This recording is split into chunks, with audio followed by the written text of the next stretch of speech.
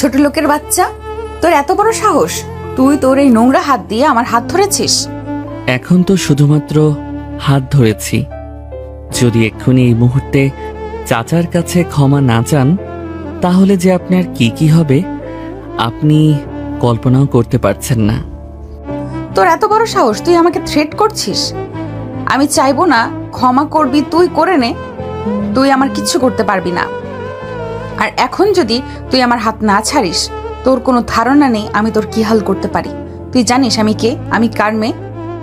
দেখুন, যে মেয়ে নিজের বাবার নাম জানে না অন্যের কাছে নিজের বাবার নাম জানতে চায়, আমি তো অন্তত সাগর সেই মেয়ের পরিচয় জানতে আগ্রহী নই। সরি। ছোট লোকের বাচ্চা, তোর এত বড় সাহস, তুই আমাকে অপমান করিস। তুই জানিস আমার একটা ফোন কলে তোর পুরো পোস্ট দিয়ে এখান থেকে উচ্ছেদ হয়ে যেতে পারে। ও আচ্ছা, তাই নাকি? ঠিক আছে, আমি এখানে আছি, আমার বস্তির মানুষ যেন এখানে আছে এবং আমার বস্তি এখানে আছে। আপনি কি করতে পারেন করে নেন, করুন আপনি ফোন। আজ আমিও দেখতে চাই আপনার কত বড় ক্ষমতা। তবে এইটুকু আমি আপনাকে বলতে পারি, আপনি একটা কেন 10টা ফোন কল করলেও না আপনি আমার না আমার বস্তির লোকজনের আর আমার বস্তির কোনো ক্ষতি করতে পারবেন। তবে আপনি যদি এখন চাচার কাছে ক্ষমা না চান তাহলে আপনার যে কি হবে, কি পরিণতি হতে চলেছে সে বিষয়টি নিয়ে আমি ভীষণ চিন্তিত। ও আচ্ছা, তাই নাকি?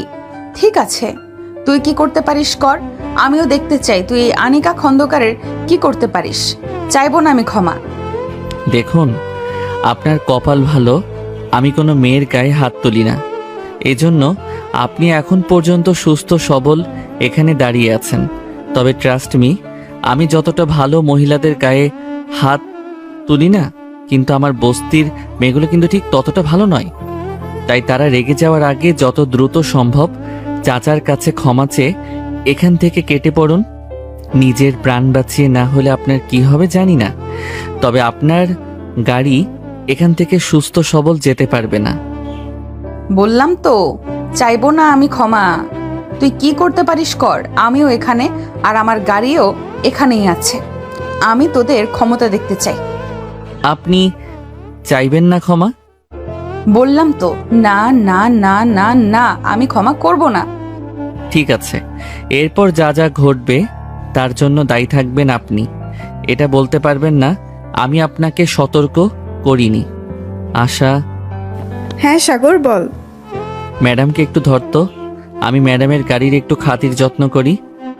বলে সাগর হাতে একটা বাঁশের টুকরা নিয়ে অনিকার দামি ল্যাম্বরগিনি গাড়ির সামনে কাঁচির উপর সজোরে আঘাত করলো। এতে অনিকার গাড়ির সামনের গ্লাস একদমই ভেঙে গুঁড়ো গুঁড়ো হয়ে রাস্তায় পড়ে গেল এবং এটা দেখে কাঁচ ভাঙার বিকট শব্দের সাথে অনিকা সেও নিজের কানে দু হাত দিয়ে সজোরে বিকট চিৎকার দিয়ে উঠল, কারণ তার সামনে তার শখের এত দামি একটা গাড়ি ভেঙে চুরমার হয়ে যাচ্ছে। কিন্তু সে কিছুই করতে পারছে না, কারণ বস্তির কয়েকজন মেয়ে তাকে ধরে আছে। এভাবেই কয়েকটা আঘাতে অনিকার সামনে অনিকার শখের গাড়িটা একদমই ভাঙ্গা বাক্সে পরিণত হয়েছে। অনিকার গাড়ি ভাঙ্গা একদমই শেষ হয়ে গেলে মেয়েগুলো অনিকার হাত ছেড়ে দেয় এবং সাগর গিয়ে রাস্তার পাশে পড়ে থাকা একজন বৃদ্ধকে তুলে দাঁড় করিয়ে তার গায়ের ময়লা ঝাড়তে ঝাড়তে নরম গলায় বলে, চাচা আপনি ঠিক আছেন তো? গায়ে লাগেনি তো? হ্যাঁ বাবা, আমি একদম ঠিক আছি। হাতে পায়ে একটু ব্যথা লেগেছে, এছাড়া আর কিছু না। তবে তুমি কি কাজটা ঠিক করলে বাবা? আমার জন্য শুধু শুধু বড় লোকের বিগড়ে যাওয়া মেয়ের সঙ্গে পাঙ্গা নিলে? এরপর এই মেয়ে তোমাকে ঠিকঠাক বাঁচতে দিবে না আমি জানি। বড় লোকের বিগড়ে যাওয়া ছলপল তোমাদের মতন সাহসী পরোপকারী লোকেদের দমিয়ে রাখার জন্য পিঁপড়া মনে করে পায়ে পিষতে চায় সব সময়। এটা তুমি কি ঠিক করলে? আমার জন্য কেন শুধু শুধু ওদের লোকেদের সাথে শত্রুতা ঘাড়ে তুলে নিলে? চিন্তা করবেন না চাচা, ওরা আমার কিচ্ছুই করতে পারবে না। আর তাছাড়া আমি নিজের জীবনের পরোয়া করি না, কারণ আমার কোনো কিছুতেই টান নেই। যার কোনো কিছু হারানোরই ভয় নেই তাকে আর কি ভয় দেখাবে? আমাদের মতো মানুষদের ধ্বংস আমাদের হাতেই হয় চাচা, আমাদের কেউ ধ্বংস করতে পারে না। আপনি আমাকে নিয়ে চিন্তা করবেন না। আপনার পা কেটে রক্ত বেরোচ্ছে, চলুন আপনাকে নিয়ে হসপিটালে যাই। না বাবা, আমার তেমন কিছুই হয় নাই। আমরা খেটে খাওয়া মানুষ, আমাদের এরকম ছোটখাটো আঘাত লাগতেই থাকে।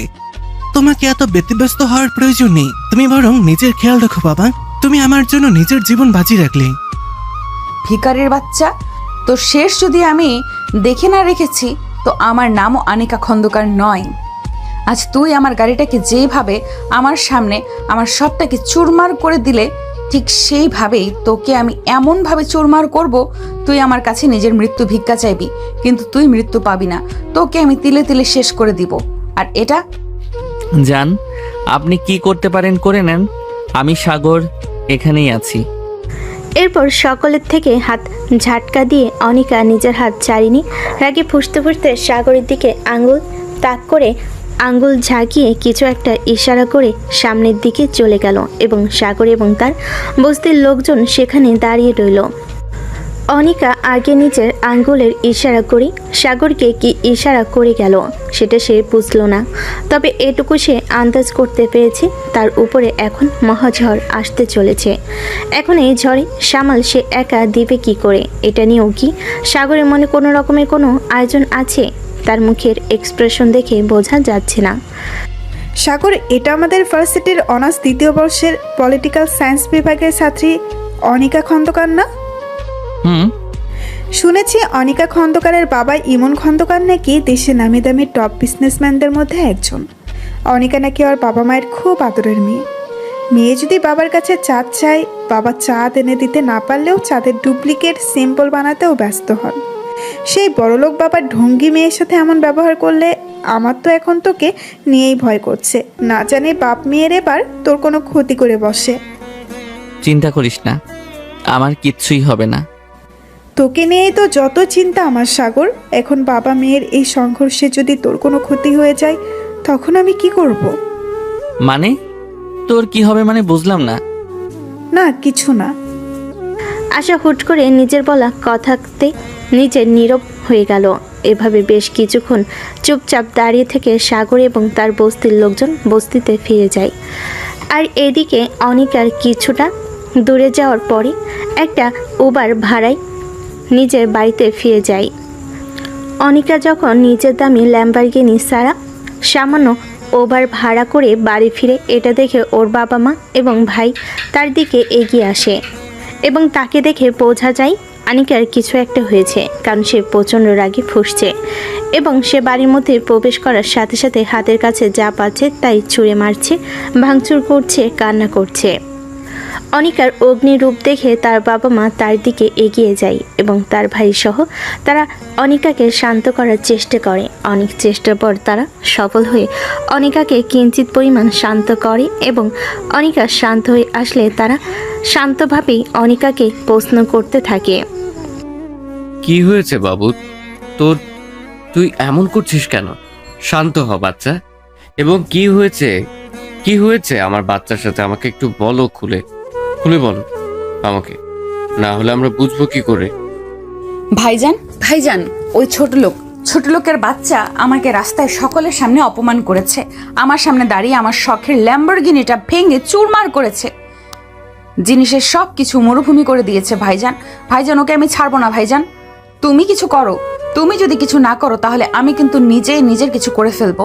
আমি অপমান কখনোই মেনে নিব না। কি হয়েছে বাবু? কার কথা বলছো তুমি? শান্ত হও, শান্ত হয়ে আগে বলো কি হয়েছে, কে কি করেছে, আর কে তোমার ল্যাম্বরগিনি ভেঙে ফেলে। আগে শান্ত হও, তা না হলে তুমি অসুস্থ হয়ে পড়বে। কি হয়েছে মামুনি? আমার মামুনিটাকে কে কি বলেছে? দেখি মামুনি, কথা বলো আমার সাথে। আব্বুকে বলবা না? ভাইজান, আব্বু জানো, আমার জন্মদিন উপলক্ষে তোমরা যখন আমাকে সেই ল্যাম্বরগিনিটা উপহার দাও তখন আমি ছিলাম ল্যাম্বরগিনি নিয়ে একটা লং ড্রাইভে গেছিলাম এবং হঠাৎ করে আমি আমার ব্যালেন্স হারিয়ে ফেলি, যার জন্য রাস্তার পাশে একটা মুরব্বি একটা ছোট স্টল লাগিয়ে বসেছিল এবং হঠাৎ আমার গাড়ির সঙ্গে ধাক্কা লেগে স্টলটা পড়ে যায়। আমি সাথে সাথে গাড়ি থেকে বের হয়ে তাকে ক্ষতিপূরণ দিতে চাই, কিন্তু সেখান থেকে একজন বেয়াদব ছোট লোকের বাচ্চা এসে আমাকে বলে সেই ছোট লোক গরিব বৃদ্ধের কাছে ক্ষমা চাইতে। আমি যখন সেটা অস্বীকার করি তখন সেই ছোট লোক তার বস্তির কয়েকজন মেয়েকে নিয়ে আমাকে ধরে রেখে আমার সামনে আমার শখের গাড়িটা ভেঙে চুরমার করে দেয়। আব্বু ভাইজান, সত্যি বলছি, গাড়িটা বিষয় না, ও শুধু গাড়ি ভাঙে নাই, আমাকে সকলের সামনে ছোট প্রমাণ করেছে এবং চরম অপমান করেছে। এই অপমানের বদলা যদি তোমরা কখনো না নাও তাহলে আমি কিন্তু নিজের ক্ষতি করে ফেলবো। আমি ওকে ছাড়বো না বাবা, তুমি কিছু একটা করো প্লিজ। চিন্তা করো না আম্মু, তুমি শান্ত হও। আমি দেখছি বিষয়টা কি করা যায়। আমার আম্মুকে কষ্ট দেওয়া আমি দেখছি। হ্যাঁ দেখছি, মানে আমার বাচ্চাকে কষ্ট দেওয়া, দাঁড়াবো। আমি হারামজাদাটাকে পুঁতে ফেলবো, ওই জায়গায় গেড়ে রাখবো। তুমি চিন্তা করো না বাচ্চা, শান্ত হও, আর কষ্ট পেতে হবে না। আমি আবার আমার বাচ্চাটাকে ল্যাম্বরগিনি কিনে দেবো। সত্যি বলছো আব্বু? সত্যি বলছিস ভাইজান? তোরা শাস্তি দিবি ওই ছোট লোকটাকে? আমার সামনে শাস্তি দিবি যাতে আমার ভেতরের আগুন তাই সামান্য হলেও পানি পড়ে, না হলে আমি জ্বলে পুড়ে শেষ হয়ে যাব ভেতর থেকে। অবশ্যই বাচ্চা। ঠিক আছে আম্মু, অনেক হয়েছে, এখন তুমি উপরে যাও। সারাদিন তো মনে হয় খাওয়া দাওয়া হয়নি। এই অনিকার আম্মু, অনিকাকে উপরে নিয়ে যাও। আমার মামুনি আজকে অনেক ক্লান্ত।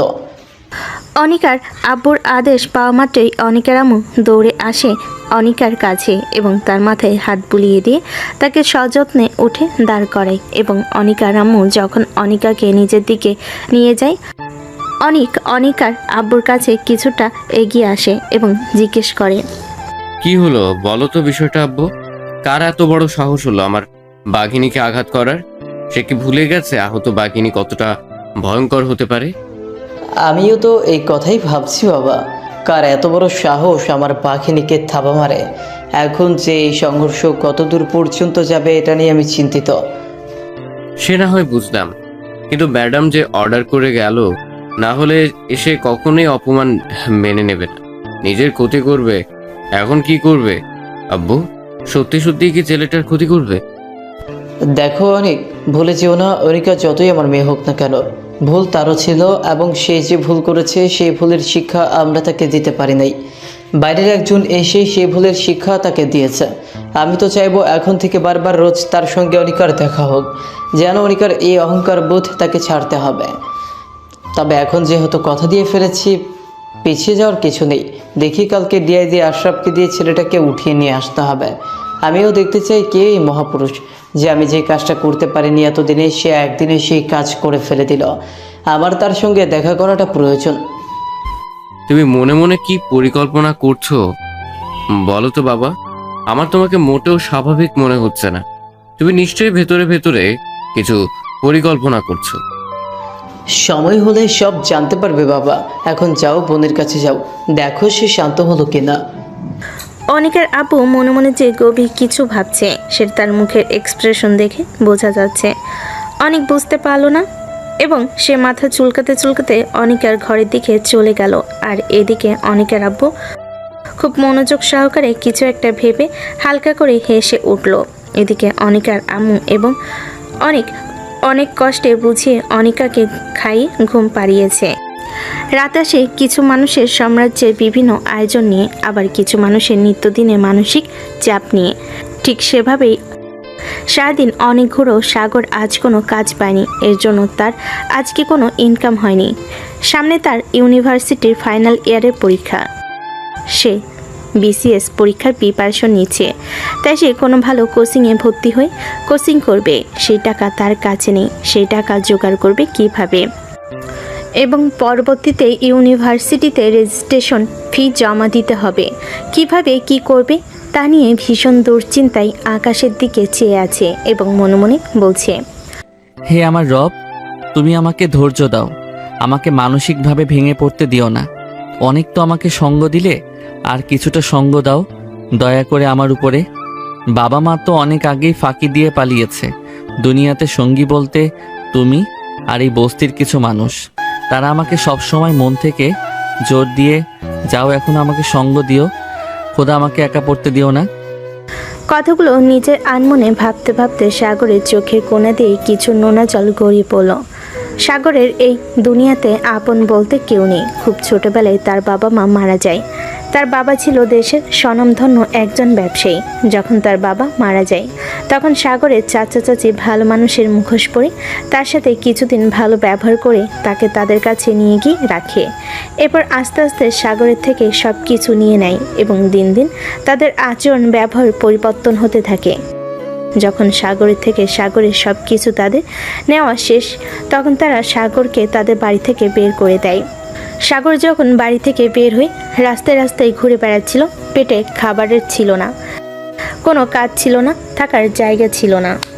এই সময় সাগরকে সেই বৃদ্ধা সেই বস্তিতে নিয়ে গিয়ে জায়গা দেয়, যে বৃদ্ধার জন্য অনিকার সঙ্গে সেদিন সাগরের এত ঝামেলা হয়। রাতটা ভীষণ চিন্তা এবং দুশ্চিন্তায় সাগরের পার হয়ে যায়। পরের দিন সকালে সে তার বস্তির কিছু দিনমজুরের সঙ্গে কাজে বেরোবে। এমন সময় হঠাৎ করে পুলিশের গাড়ি আসে তাদের বস্তিতে। হঠাৎ করে বস্তিতে পুলিশের গাড়ি এসে সবাই আতঙ্কে ছড়িয়ে ছিটিয়ে পড়ে। সবাই ভাবে কি হলো। পুলিশের গাড়ি থেকে কয়েকজন পুলিশ নেমে এসে সকলের কাছে সাগরের কথা জানতে চায়। কয়েকজন সাগরকে দেখিয়ে দেয় এবং খুব অদ্ভুতভাবে তাকিয়ে থাকে। সাগর তো পুলিশ কেস খাওয়ার মতো কাজ করার মতো কোনো কাজ কখনো করবে না, সে তো তেমন ছেলে নয়। এমন সময় পুলিশ গিয়ে সাগরের সামনে দাঁড়ায় এবং প্রশ্ন করে, আপনি মিস্টার সাগর? জি বলছি, বলুন। মিস্টার সাগর, আপনাকে আমাদের সঙ্গে থানায় যেতে হবে। আপনার নামে অভিযোগ আছে। অভিযোগ? কে করে অভিযোগ এবং কিসের অভিযোগ? সেটা থানায় গেলেই জানতে পারবেন। ডিআইজি সাহেব আপনাকে দেখেছেন, আপনাকে যেতে হবে আমাদের সঙ্গে। পুলিশ সাগরকে আর কোনো কথা বলার সুযোগ না দিয়ে তাকে গাড়িতে নিয়ে গিয়ে তুলে। পুলিশের গাড়ি বস্তি ছেড়ে বেরিয়ে গেলে সাগরকে নিয়ে সবার মাঝে কানাঘোষা শুরু হয়। পুলিশ সাগরকে নিয়ে থানায় এলে সাগরকে একটা কারাগারে বন্দি করে রাখা হয়। তাকে একটা চেয়ারে বসিয়ে রাখা হয়েছে এবং তার সামনে একটা কাঠের টেবিল এবং অপর পাশে একটা কাঠের চেয়ার রাখা আছে। সাগর অনেকবার প্রশ্ন করেছে তাকে কেন আনা হয়েছে, কি তার অপরাধ, কিন্তু তাকে কেউ কোনো কিছুই বলেনি, শুধু বলেছে সময় হলে জানতে পারবে। এসব কথায় সাগর টেবিলের ওপর মাথা রেখে ভাবতেছিল। এমন সময় লোহার দরজা ঠেলে ভেতরে ঢোকার শব্দে সামনে তাকিয়ে দেখে একজন মধ্যবয়স্ক লোক। সে ধীরে ধীরে সাগরের দিকে এগিয়ে যায়। লোকটার চেহারায় একটা রাজকীয় এবং আভিজাত্যের ছোঁয়া আছে। লোকটি ধীরে ধীরে গিয়ে সাগরের সামনে রাখা কাঠের টেবিলের পাশে রাখা চেয়ারে পায়ের উপর পা তুলে বসে। এক হাত টেবিলের উপর রেখে হাতের কনুই টেবিলের উপর রেখে হাতের তালুর উপরে নিজের গাল থেকে সাগরের দিকে ঝুঁকে শান্ত এবং নিরেট গলায় প্রশ্ন করে, তুমি সাগর? জি বলছি, বলুন। তুমি গতকাল আমার মেয়েকে অপমান করেছো সকলের সামনে। শুধু তাই না, তার এত শখের এত দামি ল্যাম্বরগিনি গাড়িটাও ভেঙে ফেলেছ। এবং তোমার সাহস দেখে আমি স্তব্ধ হয়ে গেছি। তুমি নাকি আমার মেয়েকে হুমকি দিয়েছো। তুমি জানো সে কে, কার মেয়ে, এবং তার বাবা যদি জানতে পারতো তোমার কী কী করতে পারতো। এই ভয়টা তোমার ভেতরে আসেনি? তোমার বুক কাঁপেনি? ও আচ্ছা, এবার বুঝলাম আমাকে এখানে নিয়ে আসার কারণ। আপনি তার মানে সেই বদমেজাজি অসভ্য বেয়াদব মেয়েটা বাবা। আসলে স্যার, আপনার মেয়ে হলেও চরম লেভেলের অসভ্য এবং বেয়াদব বর্বর একটা মেয়ে। তাকে শিক্ষা দেওয়ার জন্য তখন আমার যা মনে হয়েছে সঠিক, আমি সেটাই করেছি। আর বিশ্বাস করুন স্যার, এটার জন্য আমার সামান্য পরিমাণ কোনো অনুতাপ নেই। ছেলে, তোমার সাহস দেখে আমি অবাক হয়ে যাচ্ছে। তুমি আমার সামনে বসে আমার মেয়েকে এতগুলো খারাপ কথা বলছো। সামান্য তাকে গতকাল অপমান করার জন্যই তোমাকে আজকে কারাগারের পেছনে থাকতে হচ্ছে। আর তুমি এটা ভাবছো না এখন যদি আমি চাই তোমার কে কী করতে পারি? তোমার কোনো ধারণা নেই। দেখুন স্যার, আমি কখনো অন্যায়ের সঙ্গে আপোষ করি না। তোমার নিজের জন্য ভয় নাই থাকতে পারে, নিজের মানুষদের জন্য ভয় করছে না? আমি যদি তাদের কোনো ক্ষতি করি তোমার এই অন্যায়ের জন্য? হাসালেন স্যার। দুনিয়াতে যার নিজের হারানোর কিছু নেই, সে হারানোর ভয় কিভাবে? আর আপন আপন বলতে আমার শুধু সেই খোলা আকাশ আর জমিন ছাড়া কিছুই নেই। তার মানে? বাপ মা মারা গেছে সেই ছোটবেলায় থাকতে, এখন তাই আর কোনো হারানোর ভয় করি না। যখন নিজের কিছু নেই তখন হারাবো কি? আর আপনি যদি আমার কিছু করেও দেন তাতেও কিছু আসবে না, কারণ আমার পাশে কাদার মতো কেউ নেই আমার লাশের জন্য। কেউ নেই তোমার? হ্যাঁ আছে তো, আমার বস্তির লোকজন, তারাই আমার বাবা মা, তারাই আমার ভাই বোন, তারাই আমার আপনজন, তারাই আমার সব। আর তাদের ক্ষতি করতে চাইলে আমি তো ছেড়ে দিব না। যখন পেটে খাবার ছিল না, মাথার উপর ছাদ ছিল না, তখন চাচা আমাকে তাদের বস্তিতে আশ্রয় দেয়। তিনি যদি সেদিন আমাকে তাদের বস্তিতে আশ্রয় না দিতেন তাহলে আমি সাগর হয়তোবা বিলীন হয়ে যেতাম। আমি জানি স্যার, চাচার পরিবার চলে সেই ছোট্ট মুদির দোকানটা থেকে। ছোট ছোট বাচ্চা আছে, তারা ক্ষুধার্ত ছিল। তার বাবা কখন দোকানে বেচা কেনা করে, তাদের জন্য চাল কিনে নিয়ে যাবে এবং তারা খেয়ে পড়ে বাঁচে। কিন্তু আপনার মেয়ে, সে ক্ষুধার্ত পেটে লাথি দিয়েছে। এটা কেমন করে সহ্য করে নেই বলুন তো? এর জন্য যদি আপনি আমাকে মেরেও ফেলেন তাতে আমার কোনো আপত্তি থাকবে না, কিন্তু বারবার যদি আপনার ভুলগুলো করে বারবার তাকে শিক্ষা দেওয়ার জন্য আমি যদি সেখানে থাকি, আমাকে বারবার আমাকে খুন করতে হবে আপনার মেয়ের অপমানের জন্য। অনিকার আব্বু এতক্ষণ চুপচাপ সাগরের কথাগুলো শুনছিল। সাগরের কথা বলা শেষ হলে তিনি বেশ কিছুক্ষণ নীরব থেকে হুট করে সাগরকে একটা কথা বলে বসে, যেটা শোনার জন্য সাগর হয়তোবা প্রস্তুত ছিল না। বিশ্বাস করো ছেলে, আমি নিজেও চাই তুমি বারবার আমার মেয়েটাকে এইভাবে শাসন করো। আমার মেয়েটা ছোটবেলা থেকে যখন যা চেয়েছে তাই পেয়েছে, যখন যা মনে এসেছে তাই করেছে। এই জন্য দিন দিন আমার মেয়েটা বিগড়ে গিয়েছে, কিন্তু তার মন খারাপ না। তুমি কি আমার মেয়েটাকে শাসন করার দায়িত্ব নেবে? তাকে সঠিক পথ দেখানোর দায়িত্ব নেবে? তুমি কি আমার মেয়েটাকে বিয়ে করবে? কি বলছেনটা কি? আপনার মাথা ঠিক আছে? অসম্ভব, আমি কখনোই আপনার ওই বেয়াদব মেয়েকে বিয়ে করব না। আর তাছাড়া আপনি কি জানেন না, বা আপনি কি ভুলে যাচ্ছেন, আপনার মেয়ে আমার থেকে যোগ্যতার দিক থেকে অনেক বড়। তাহলে কেন আপনি আপনার মেয়ের সঙ্গে আমার বিয়ে দিতে চাইছেন? মেয়ের থেকে যোগ্যতার ছোট ছেলের সঙ্গে মেয়ের বিয়ে দিলে আপনার মান যাবে না। তোমার কাছে আর কোনো অপশন নেই, তোমাকে বিয়ে করতেই হবে। তুমি যদি আমার মেয়েকে বিয়ে না করো তাহলে সারা জীবন তোমাকে জেলে পচে মরতে হবে।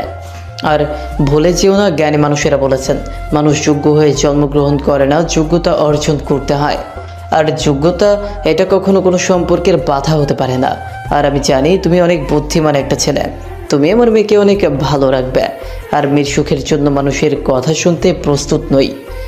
আমি সারা জীবনে জেলে পচে মরতে রাজি আছি স্যার, তারপরও আমি আপনার ওই বেয়াদব মেয়েটাকে বিয়ে করতে রাজি নই। সরি, আমাকে ক্ষমা করবেন। আমি জানতাম ছেলে তুমি রাজি হবে না।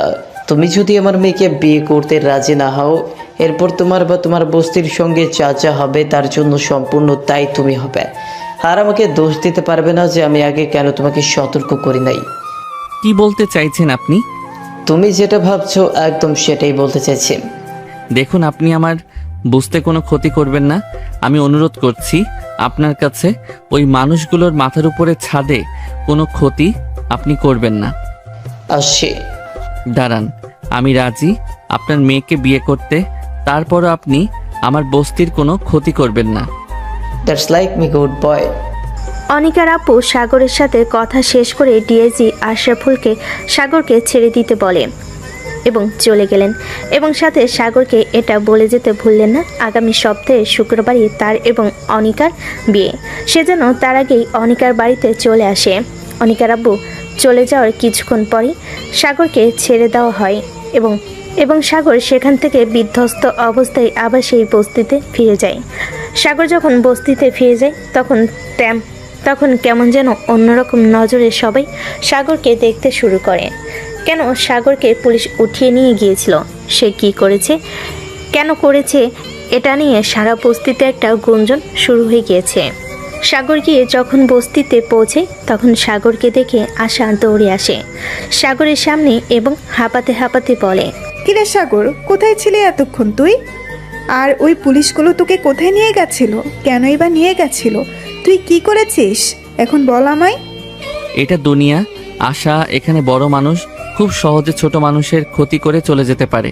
টাকার গরমে কেউ তাদেরকে কিছু বলে না, প্রশাসনের লোকজন তাদের পা চেটে বেড়ায়। কালকে প্রতিবাদ করতে গিয়ে আজকে আমাকে কারাগারে যেতে হয়েছে। আর দেখো, এই বস্তির মানুষ যাদের জন্য আমি আগামীকাল করলাম তারাই আজকে আমাকে কেমন অপরাধী নজরে দেখছে। এমনটাই হয় রে সাগর, তুই পরের উপকার করবি কিন্তু কিছুক্ষণ পরেই এই স্বার্থপর মানুষগুলো তোর উপকার ভুলে যাবে। তাই বেশি চিন্তা করিস না, বাদ দে। চল আগামী মাসে তো আমাদের অ্যাডমিশন পরীক্ষা। আমার কাছে কিছু নোটস আছে, আমি নোটস নিয়ে এসে পরীক্ষার প্রস্তুতি গ্রহণ করবি। তোকে একদিন সবাইকে দেখিয়ে দিতে হবে তুই কি আর কি করতে পারিস। আমি সেই দিনের অপেক্ষায় আছি, আর আমি জানি তুই পারবি। তোর প্রতি আমার অনেক বিশ্বাস এবং তোকে নিয়ে আমার অনেক আশা রে। হয়েছে হয়েছে, অনেক হয়েছে, চলেন পাকনা বড়ি একটা। সাগরের বলা কথাগুলো শুনে বস্তির সকল মানুষ চুপ হয়ে যায়। তারা জানে সাগর কখনো জেনে শুনে অন্যায় করতে পারে না এবং তার সামনে কোনো অন্যায় হলে সে চুপ থাকতে পারে না, সে প্রতিবাদ করে এবং অত্যন্ত সাহসী একটা ছেলে। এরপর সাগর আশার মাথায় একটা হালকা চাটি মেরে তাকে নিয়ে সামনের দিকে চলে যায়, কারণ তাকে এখন নিজের ভবিষ্যৎ নিয়ে ভাবতে হবে, প্রচুর পড়াশোনা করতে হবে, তাকে মানুষের মতো মানুষ হতে হবে। এদিকে আনিকার আব্বু বাড়ি ফিরে এলে আনিকা দৌড়ে আসে, তার আব্বুকে হালকা করে জড়িয়ে ধরে এবং আহ্লাদে সুরে বলে, আব্বু তুমি কি দিয়েছো ওই ছেলেটাকে শিক্ষা? তুমি কি নিয়েছো আমার অপমানের জবাব? তুমি চিন্তা করো না মামুনি, আমার মামুনি অপমানের প্রতিশোধ আমি নিব এবং তাকে তার যোগ্য শাস্তিটাই আমি দিব। সত্যি বলছো আব্বু তুমি? সত্যি মামুনি।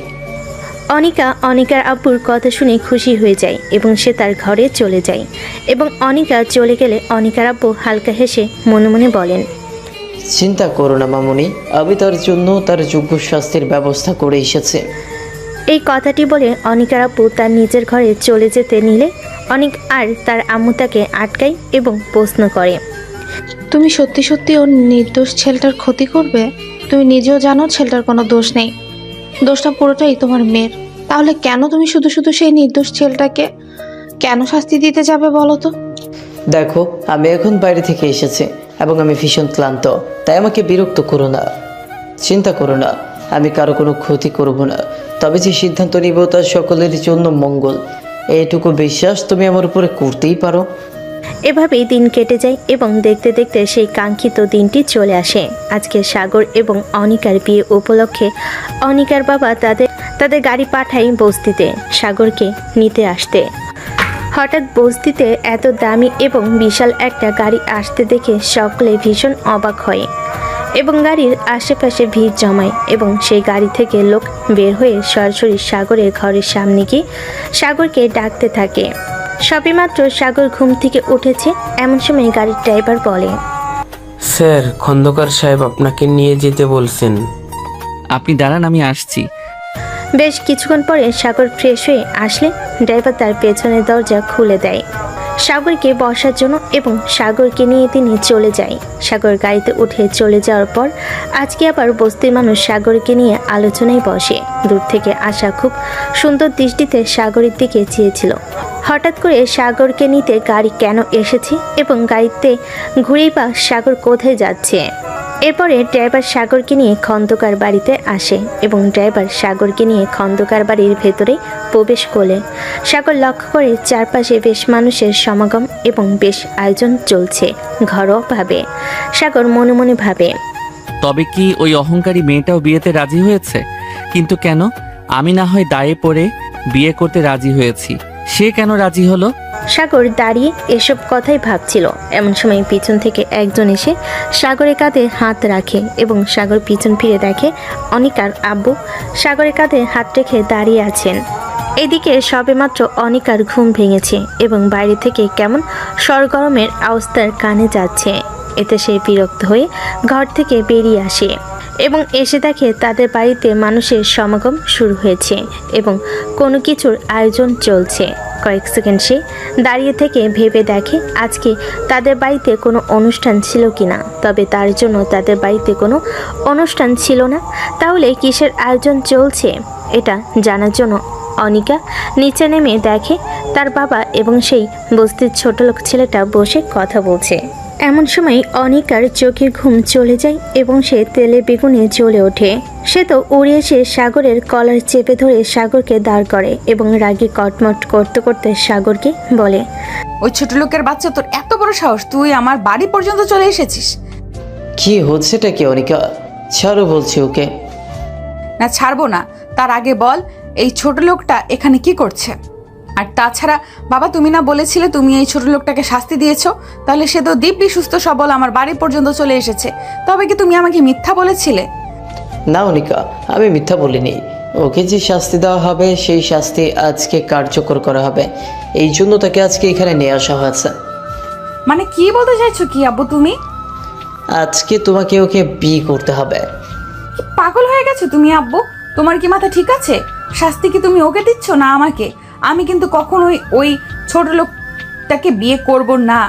এর থেকে ভালো আমি মরে যাব, তারপরও আমি এই ছোট লোকটাকে বিয়ে করতে পারবো না, করব না। বিয়ে তো তোমাকে করতেই হবে মামুনি। আত্মীয় স্বজন বন্ধু বান্ধব সকলকে দাওয়াত দেওয়া শেষ, এখন দ্রুত গিয়ে ফ্রেশ হয়ে আসো। অসম্ভব বাবা, কখনোই না। সম্ভব না, সব সম্ভব। আমাকে খারাপ হতে বাধ্য করো না, যা বলছি তাই করো। তুমি যখন যা চেয়েছো, যখন যা করেছো, যখন যা বলেছো সব করেছি তোমার জন্য, আর তুমি আমার জন্য সামান্য বিয়ে করতে পারবে না? আর এই নাকি তুমি আমাকে সব থেকে বেশি ভালোবাসো? না মানা, তুমি আমাকে ভালোবাসো না, তুমি কখনোই আমাকে ভালোবাসে না। তুমি শুধু মুখেই বলে গেছো তুমি বাবাকে ভালোবাসো, কিন্তু না, এগুলো সত্যি না, সব তোমার মুখের কথা। তার বাবার কথা শুনে অনিকা কিছুক্ষণ স্তব্ধ হয়ে থাকে এবং পরক্ষণে বিকট শব্দে চিৎকার দিয়ে ওঠে এবং হাতের পাশে থাকা ফুলদানিটা তুলে ছুঁড়ে মারে মেঝেতে এবং তার সাথে সাথে বিকট শব্দ করে ভেঙে গুড়িয়ে যায়। হঠাৎ ভাঙ্গা শব্দের চারিদিক থেকে মানুষ ছুটে এসে ড্রয়িং রুমে তাদেরকে ঘিরে দাঁড়ায় এবং অবস্থায় বেকুতিক দেখে অনিকার সাথে করে নিয়ে অনিকার রুমের দিকে যায় তাকে শান্ত করার জন্য, এবং যাওয়ার আগে তার বাবাকে বলে যায় সে বিষয়টা দেখছে এবং নিশ্চয়ই অনিকার আজকে বিয়ে হবে সাগরের সাথে।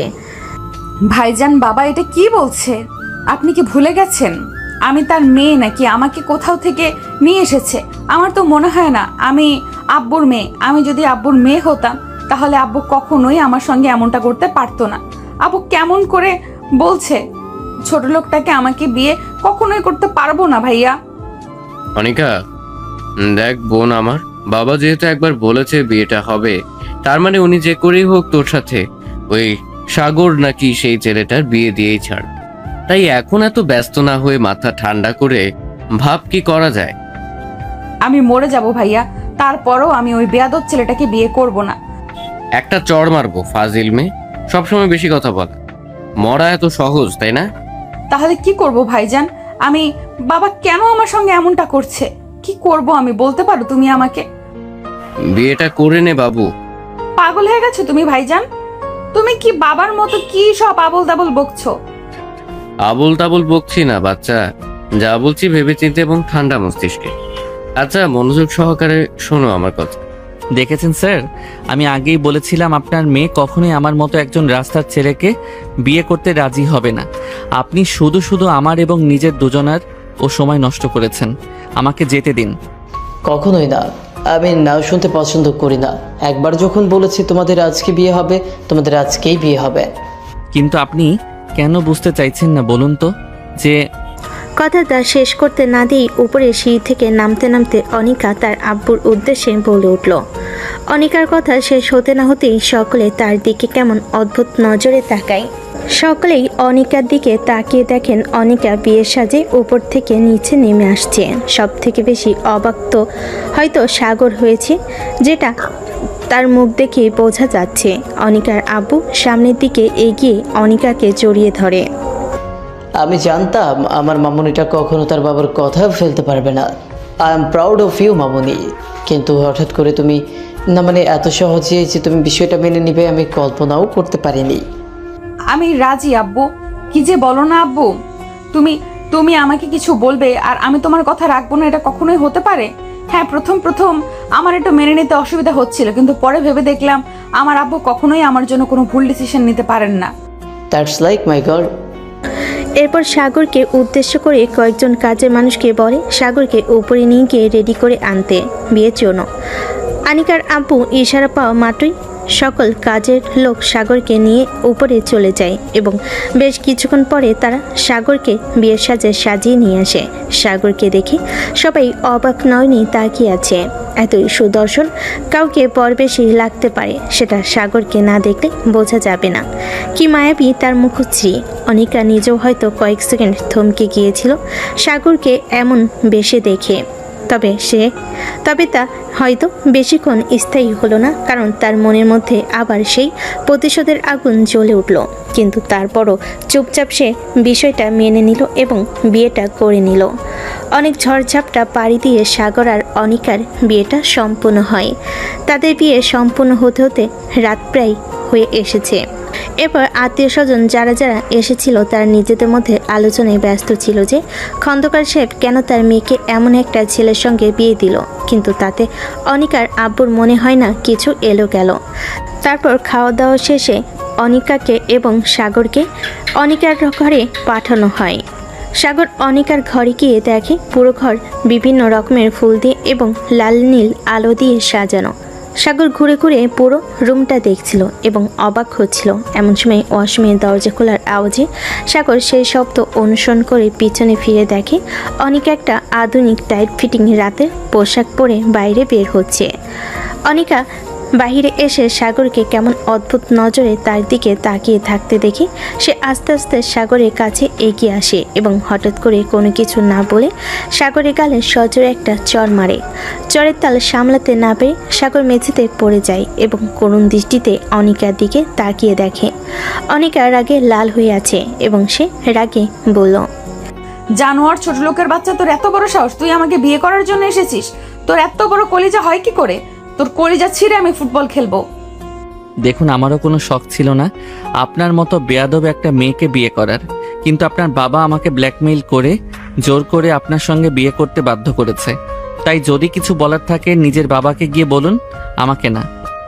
তোকে তো আজকে আমি শেষ করে ফেলবো। নিজে থেকে এত কিছু করে এখন সব দোষ আমার আব্বুর ঘাড়ে দিচ্ছিস? ছোট লোক কোথাকার! তুই কি মনে করেছিস আব্বুর কথা রাখতে বা তোকে ভালোবেসে আমি বিয়ে করেছি? কখনোই নয়। তোর জীবনটাকে জাহান্নাম করার জন্য আমি তোকে বিয়ে করেছি। তুই সেদিন আমাকে যে অপমান করেছিস সবার সামনে, এখন থেকে প্রতি পদে, প্রতিটা সেকেন্ডে, প্রতিটা মুহূর্তে তোকে আমি বারবার মনে করিয়ে দিব তোর নিজের যোগ্যতা, নিজের জায়গা। আমাকে অপমান করার শাস্তি এবার তুই প্রতিটা মুহূর্তেই পাবি। তোকে আমি বলেছিলাম না তোর জীবনটা আমি এমন ভাবে নষ্ট করে দিব যে তুই আমার কাছে নিজের মৃত্যু কামনা করবি, কিন্তু আমি তোকে মৃত্যু দেব না। শখ কত আমাকে বিয়ে করার, তাই না? তো শখ এবার আমি ঘুচিয়ে দিব। এখন থেকে তুই প্রতিদিন এই ঠান্ডা মেঝেতে ঘুমাবি। আমি যখন যা বলবো, যেভাবে বলবো, সব করতে হবে তোকে। আর তুই যদি এই 4 দেওয়ালের কথা বাইরে বের করিস তাহলে তোকে আমি জানে মেরে ফেলবো। আর হ্যাঁ, শুধু তোকে নয়, তোর সঙ্গে মিলে যারা যারা সেদিন আমাকে অপমান করেছে তাদের জীবনটাও আমি জাহান্নামে পরিণত করব। দেখুন, আপনার যত রাগ আমার উপরে, তাই যত কষ্ট দেওয়া, যা খুশি করার আমার সঙ্গে করে, আমার বস্তির লোকজনের জন্য নয়। আর রইল বাকি আপনার কথা মেনে চলার। ঠিক আছে, আপনি যখন যা বলবেন, যেভাবে বলবেন আমি তাই করব, কিন্তু তারপরেও আমার বুঝতে মানুষের কোনো ক্ষতি আপনি করবেন না। তুই যতদিন তোর কথা মেনে চলতে পারবি ঠিক ততদিনই তারা সুস্থ সবল থাকবি। এখন যা, সর এখান থেকে, আমাকে ঘুমোতে দে, আমি ঘুমাবো। কথাটি বলেই অনিকা সাগরের বুকের উপর সজোরে লাথি মেরে তাকে ফেলে দিল। সাগর হঠাৎ আক্রমণে বেশ আঘাত পেল, কিন্তু তারপরও চুপচাপ সহ্য করে নিল, কিছু বলল না। এরপর অনিকা গিয়ে তার বেডে ঘুমিয়ে পড়ল এবং সাগর কিছুক্ষণ বসে থেকে মেঝেতেই ঘুমিয়ে পড়ল। সকালবেলা অনিকা ঘুম থেকে উঠে দেখে সাগর মেঝেতে নেই।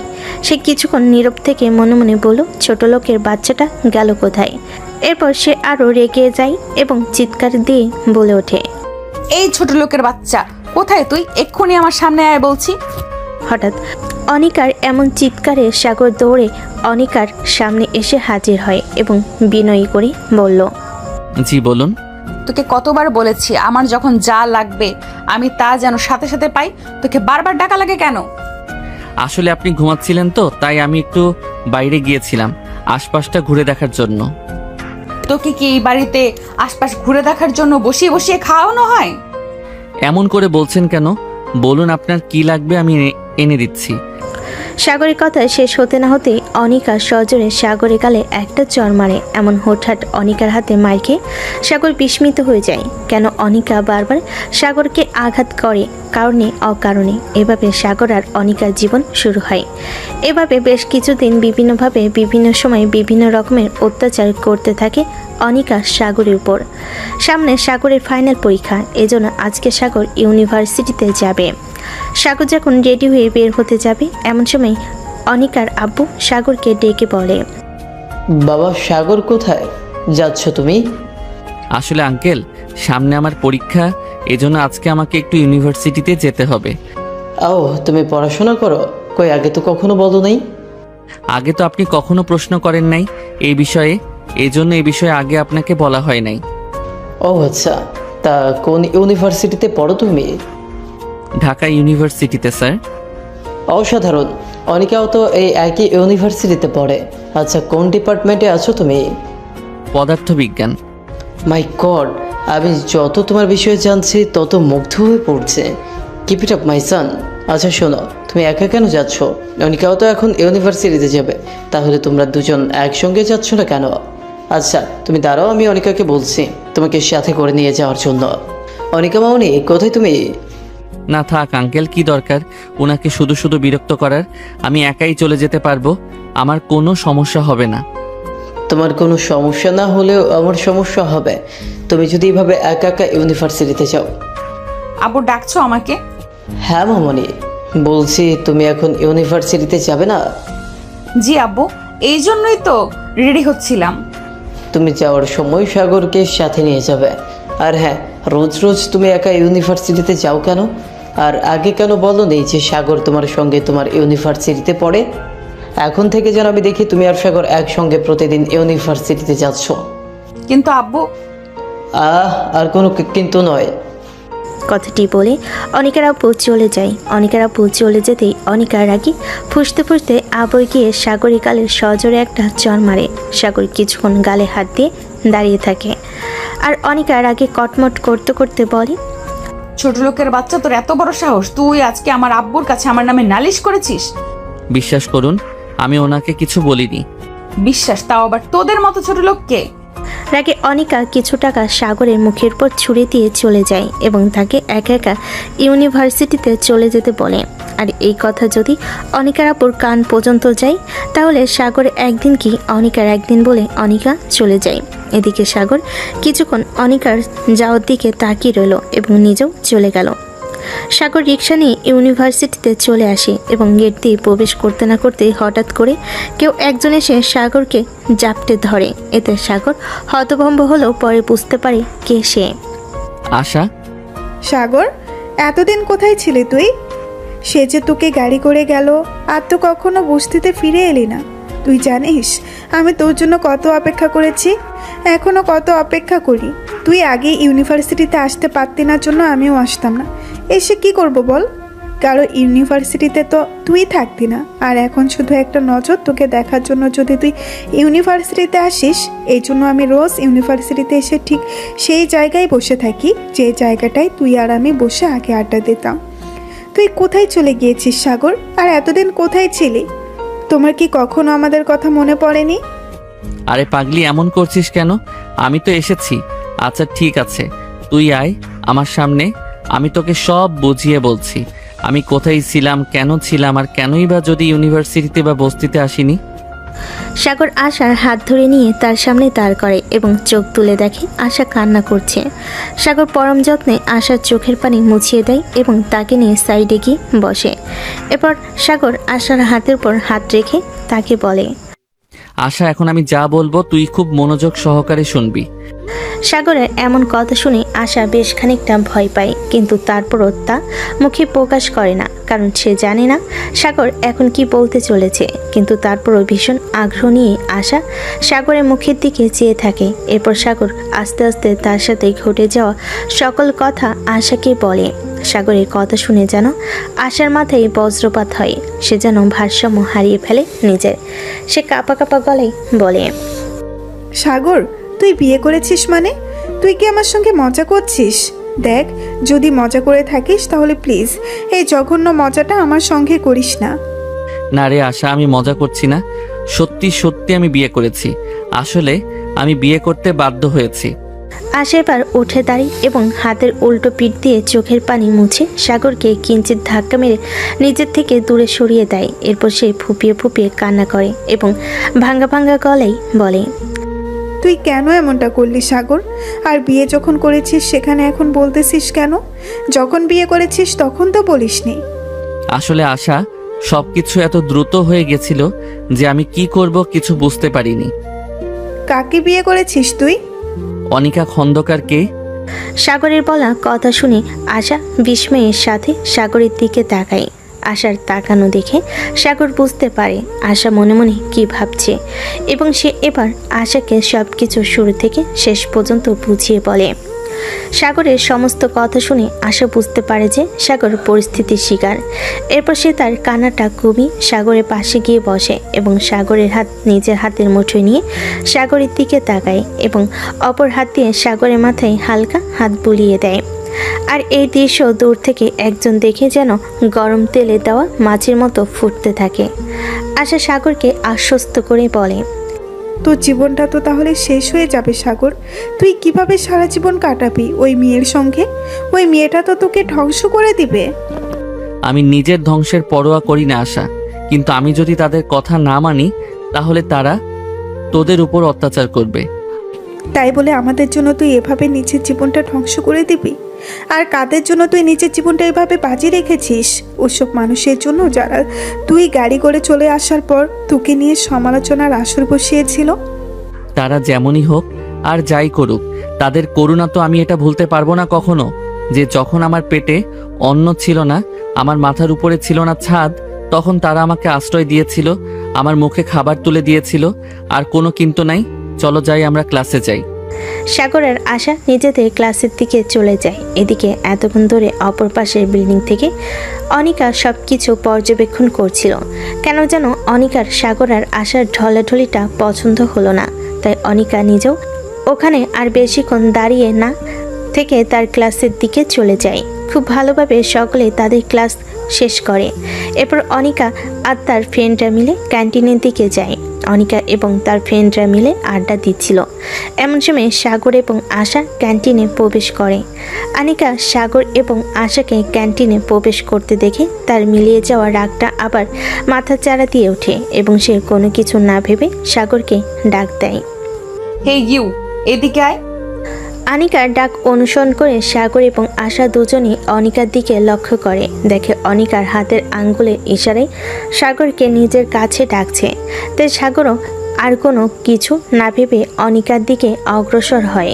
সাগর যখন অনিকার পাশে গিয়ে মাথা নিচু করে দাঁড়ায়, তখন অনিকা 500 টাকার একটা নোট বের করে সাগরের হাতে দেয় এবং বলে, আমার জন্য এবং আমার ফ্রেন্ডের জন্য কফি নিয়ে এসো এবং সকলের জন্য স্যান্ডউইচ নিয়ে আসবে।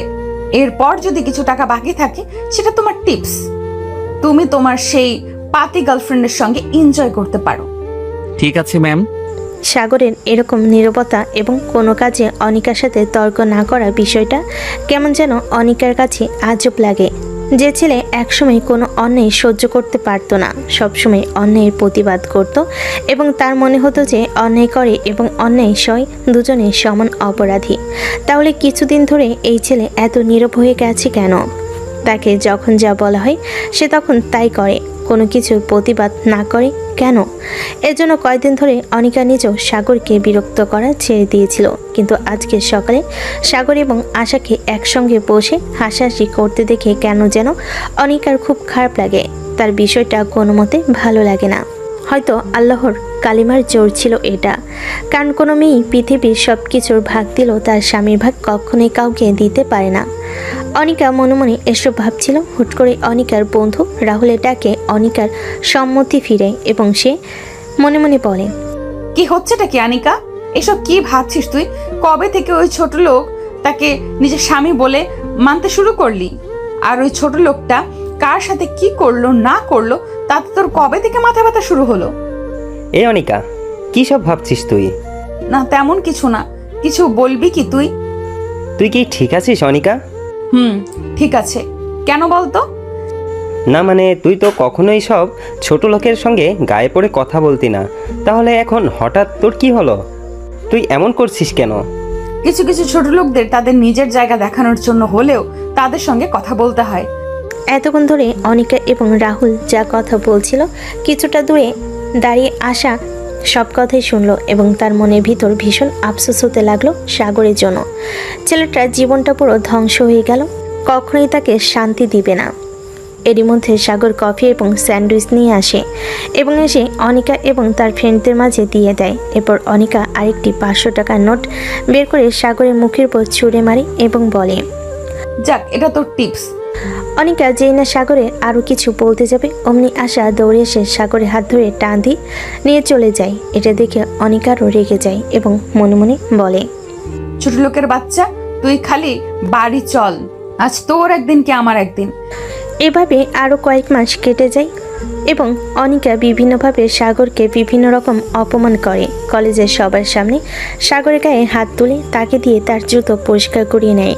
তার বন্ধুদের সামনে সাগরকে সবসময় হেনস্থা করে। বিষয়টা অনিকা এবং তার বন্ধুবান্ধব সকলে অনেক উপভোগ করে। সাগর এগুলো চুপচাপ সহ্য করলেও আশা মাঝে মাঝে অধৈর্য হয়ে জবাব দেয়। কিন্তু যেদিন আশার জবাব দেয় সেদিন সাগরের জীবনে ঘনিয়ে আসে আরেক কালো দিন। কারণ বাড়িতে যাওয়ার পর অনিকা আরও নিকৃষ্টভাবে সাগরের উপর অত্যাচার করে। তাকে পড়ার সুযোগ দেয় না, তাকে দিয়ে সবসময় এটা ওটা করাতে থাকে। অনিকা সাগরকে দেখিয়ে রাত্রের রুমে বসে বিয়ার খায় এবং সাগরকে জোর করে, সাগর না খেতে চাইলে জোর করে সাগরের মুখে ঢেলে দেয় এবং তার গায়ে হাত তুলে সে যখন বিয়ার খায় তখন সাগরকে বলে স্ন্যাক্স নিয়ে এসে দিতে। সাগর কিছু বললে সাগরকে চড় মারে। এত কিছুর পরও কোনোভাবেই সে সাগরকে দমিয়ে রাখতে পারেনি। সাগরের ফাইনাল পরীক্ষা হয়ে যায় এবং সাগর খুব ভালোভাবে তার পরীক্ষা শেষ করে। হয়তো আগের তুলনায় একটু খারাপ হয়েছে, কিন্তু তারপরও তার ফলাফল যখন প্রকাশ পায় তখন দেখা যায় সাগর সর্বোচ্চ নাম্বার পেয়ে পাশ করেছে। এরপর সাগর অনেক চেষ্টা করে বিসিএস পড়ার শুরু করেছিল অনেক আগে থেকেই, কিন্তু তারপর আর পড়া হয়নি। কিন্তু এখন থেকে সাগর প্রতিনিয়ত একটু একটু করে পরীক্ষার প্রিপারেশন নেয়। কিছুদিন পড়াশোনায় প্রচণ্ড ব্যস্ত থাকায় সাগর অনিকার সামনে আসতে পারেনি। অনিকা ডাকলেও কোনো না কোনো বাহানায় সে তার চোখের আড়ালে থেকেছে। এদিকে দিন দিন যেন সাগর অনিকার অভ্যাসে পরিণত হয়েছে। তাই সাগরের এই দূরত্ব কেন জানি অনিকার মনে আরও বেশি দাগ কেটে যায়। সে বিভিন্ন বাহানায় সাগরকে ডাকে, কিন্তু সাগর তার সামনে আসে না। সে সাগরের খোঁজ করলেও কেন জানি সাগরের দেখাও মেলে না। কেন যেন এখন সাগরকে না দেখে অনিকার বেশ খারাপ লাগে। সে মনে মনে ভাবে, ছেলেটার হয়েছেটা কি, এখন কেন আমার সামনে আসে না? আর তাছাড়া ও আসলেই কি না আসলেই কি, আমার এত খারাপ লাগে কেন? বারবার ওকে দেখতে মন চায় কেন? বারবার ওর সঙ্গে কথা বলতে মন চায় কেন? অনিকা বারবার তার মনকে প্রশ্ন করে, কিন্তু কোনো উত্তর সে পায় না। এভাবে সাগর তার প্রিলি পরীক্ষা শেষ করে। সাগর তার পরীক্ষা শেষ করে বাড়ি ফিরছিল, এমন সময় দেখে রাস্তার পাশে কয়েকজন লোক একজন ছেলেকে ধরে মারছে। বিষয়টি দেখে সাগর দ্রুত সেই লোকজনের কাছে যায় এবং লোকজনকে সরিয়ে ছেলেটাকে ওই লোকেদের হাত থেকে বাঁচে। ছেলেটাকে যখন ওই লোকজনের হাত থেকে বাঁচে তখন ছেলেটাকে উঠিয়ে দাঁড় করালে সাগর বিস্ময় অবাক হয়ে যায়, কারণ ছেলেটি আর কেউ নয়, অনিক। ভাইজান আপনি? হ্যাঁ কিন্তু ওরা আপনাকে এভাবে মারছিল কেন? হ্যাঁ ভাই সাগর, আমি শেষ হয়ে গিয়েছি। বাবার অর্থ আভিজাত্যের অহংকারে আমি অন্ধ হয়ে গিয়েছিলাম। ইউনিভার্সিটি শেষ করার পর যখন বাবার ব্যবসা জয়েন করি তখন ব্যবসায়িক খাতিরে আমার কিছু বড়লোক বাবার বখাটে ছেলেদের সঙ্গে বন্ধুত্ব হয়। আভিজাত্য আমার চোখ এমনভাবে বন্ধ করে দিয়েছিল যে তারা যা করতো আমিও সেটাই করার চেষ্টা করতাম। এটাকে আমি ক্লাস মনে করতাম। ভাবতাম সকল ব্যবসায়ীরা যেটা করে সেটা করলে পারে তাদের সঙ্গে আমার একটা ক্লাস মেইনটেন হবে। আর এটাই আমার জীবনের কাল হয়েছিল। আস্তে আস্তে আমি মধ্যপ্রাণ থেকে শুরু করে নারীবাজির সাথে ক্যাসিনোতে জুয়াতে যুক্ত হই। ক্যাসিনো খেলে আমি প্রচুর টাকা হেরে যাই। এরপর বাবার অ্যাকাউন্টে গরমিল করে সেখান থেকে কয়েক কোটি টাকা আমি সেখানে হেরে যাই। এরপর যখন কিছু ধার দেওয়া হয় তারা আমাকে চাপ দিতে থাকে টাকার জন্য। তখন আমি ঢাকার পাতি মাস্তান বিল্লুর কাছে সুদের উপর থেকে টাকা ধার নিয়ে সেই টাকা শোধ করি। এরপর কয়েক মাস সুদ টানতে টানতে যখন আমি কাঙাল তখন বিল্লু টাকার জন্য প্রেশার দিতে থাকে। যখন আমি টাকা দিতে পারি না তখন সে লোকজন পাঠিয়ে আমাকে মারে। আপনি জানেন না সুদ ভয়ঙ্কর খারাপ একটা জিনিস? তাহলে কেন তার সঙ্গে আপনি নিজেকে জড়ালেন? কেন আপনি জোয়ার মতো জঘন্য কাজে নিজেকে লিপ্ত করলেন? তখন আমি অহংকারে এতটাই অন্ধ ছিলাম যে কি করব কিছু বুঝতে পারছিলাম না। এখন আমি কি করব ভাই? এখন যে মরা ছাড়া আমার কোনো গতি নাই। মরা এত সহজ না ভাইজান। আপনি মরলে আপনার বাবা মা ভাই বোনের কি হবে চিন্তা করে দেখেছেন একবারও? তাহলে এখন আমি কি করব? কত টাকা পাবে বিল্লু আপনার থেকে? 5 কোটি টাকা পাবে। ঠিক আছে, আমি আঙ্কেলের সাথে কথা বলবো, কিন্তু তার আগে আপনাকে আমাকে কথা দিতে হবে আপনি আর জীবনে কখনো কোনোদিন আর এসব ভুলভাল পথে পা বাড়াবেন না। বাবা তো আমাকে মেরে ফেলবে সাগর জানতে পারলে। চিন্তা করবেন না, আমি আছি তো, কিচ্ছু হবে না।